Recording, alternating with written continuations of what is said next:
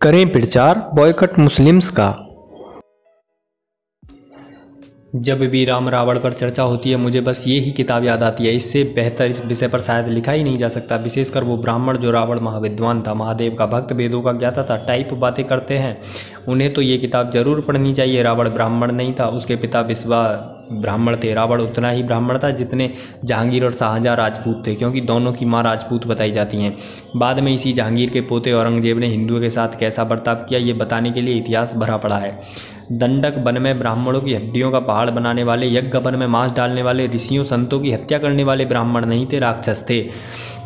वो राक्षस जो आर्य संस्कृति को ख़त्म कर रहे थे। रावण इस राक्षस संस्कृति का सबसे मजबूत स्तंभ था, और जिन्होंने ये प्रतिज्ञा की कि मैं इस धरा को, ब्राह्मण और ऋषियों को नरसंहार करने वाले राक्षसों से विहीन कर दूंगा, वो श्री राम हुए। इस तर्क से देखें तो फिल्म आदि पुरुष में रावण बिल्कुल सही बनाया गया है। इस पीढ़ी को यही समझना चाहिए कि आज के समय राम की संस्कृति को ख़त्म करने वाले कैसे दिखते हैं, जो पिछले 100 वर्षों में 1/3 भारत से राम का नाम समाप्त कर चुके हैं।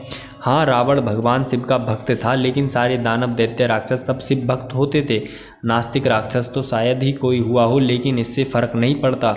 वो भी मुफ्त में नहीं था, बदले में वरदान लेता था, जिसका इस्तेमाल फिर निर्बलों पर करता था।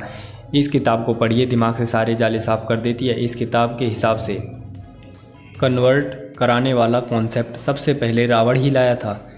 अप्यहम जीवितहम जाह्याम त्वाम वा सीते से लक्ष्मणाम न तु प्रतिज्ञाम संश्रुत्य ब्राह्मणेभ्यो विशेषतः। अपना जीवन दे सकता हूँ सीता, तुम्हें और लक्ष्मण को छोड़ सकता हूँ, किंतु प्रतिज्ञा से बंधकर अधर्म कर्म में रत ब्राह्मणों और तपसों का त्याग नहीं सकता। उनकी रक्षा करनी ही होगी।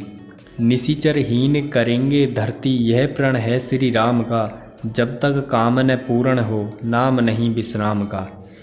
अतः कुछ ना कर सको तो मजहबियों का आर्थिक बहिष्कार जरूर कीजिए मेरी इन दुआइयों, और बदला लेना सीखिए। जय श्री राम। हाँ, फिल्म का बहिष्कार तो होना ज़रूरी है। अगर इन्हें बनानी थी मूवी तो किसी और कॉन्सेप्ट पे ले लेते, रामायण पर लेना ज़रूरी नहीं था।